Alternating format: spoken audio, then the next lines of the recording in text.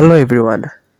In this video, I'm going to show you how you can get MongoDB connection string. Many of you are come in my Telegram and ask me how can I get my MongoDB connection string. So in this video, I'm going to show you how you can get that. So as you can see on the display, currently I am on the mongodb.com and that is a NoSQL database. So here, first of all, you need to register your account. So for register, you can click try at last free, this button. Once you click, that take a time for loading. Now here you can see I am on sign up page.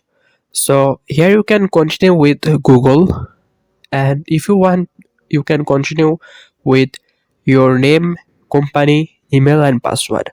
And of course, before continue, please read the terms of services and privacy policy. So once you done everything, you need to click here and you need to create your account. And after create your account, you can simply click sign in for login. So I have already an account, so I just simply go on the login page, and here I need to type my email address. So that is my email address. So once I click next, so here you can see that asks me the password. So that is of course of a secret password, so I need to type it and then I will click on that login button. So here you can see I am successfully logged in on my MongoDB account and I am on the dashboard. So there have a message. That is not an important thing, so I need to ignore it and I will go on the network access. So here you can see they are not have any whitelist IP address, so no one can access this data. You can see they are not have any whitelist IP address, so I need to add here the IP address. So for adding a whitelist IP address, so you just need to click add IP address.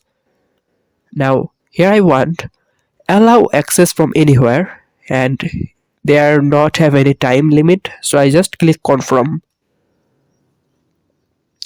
So you can see currently that IP address status is inactive.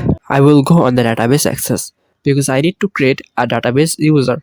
So here I will click add new database user, and here I need to type the database username and the password. So here I have typed my username and the password. Now I will go on the roles. So I will add built-in rule, like I want to make him Atlas admin, so he can do anything whatever he want. I don't care about this user because that is of course that is me, so I just give all permission. So now I will go on the cluster because I need to create a cluster. Okay, so here you can see they are not have any existing cluster, so I will build a brand new cluster. Okay, so here you can see currently I am on M0 cluster tier because that is a free.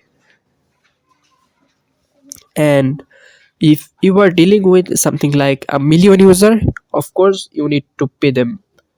And if you are on development mode, then you can continue with free version.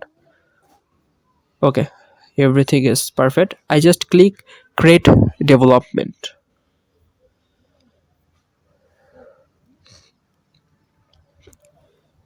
So here you can see there have a model and there have something like connect to your application.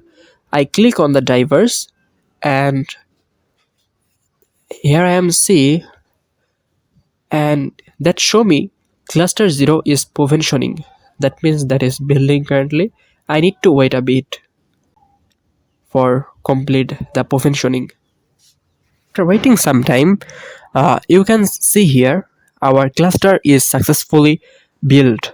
So now if I click on the connect button, you can see there have a drivers, and here I can see my connection string, and there have a user. I just need to type here the user password here. Well, so what I do now, if I want to update that edit configuration, if I want to upgrade my tier or database, something like currently I'm using free version. I want to go on the Flex or M10, then I can easily upgrade through this click edit configuration. Hopefully you guys understand how you can get your connection string. I am show you again how can you get your connection string. You just need to come here on the overview page. Now here you need to click connect button. Once you click connect, you need to choose the application type. I will click on the diverse. Then here you can see the connection string. If you want any help with code, you can simply click here for view full code simple. So I just go here, that is the connection string, and if I type if I type here my database access password, then the connection string is complete. So that in this video. See you on another video. Goodbye, take care.